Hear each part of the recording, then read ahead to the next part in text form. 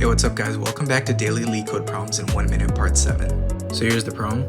Starting with a positive integer n, we reorder the digits in any order such that the leading digit is not a 0. Return true if and only if we can do this in such a way that the resulting number is a power of 2. So here are some examples: 16 true, 24 false, and 46 true. Right off the bat, we want to make two imports, both math and iter tools for permutations. If you don't want to use iter tools for permutations, you can use this function. Next thing we want to do is we want to check if that number is a power of 2, so we do log of 2 and then check if that's an integer, thus it's a power of 2. Next we want to go through each permutation. We have to join them because each permutation is a character list.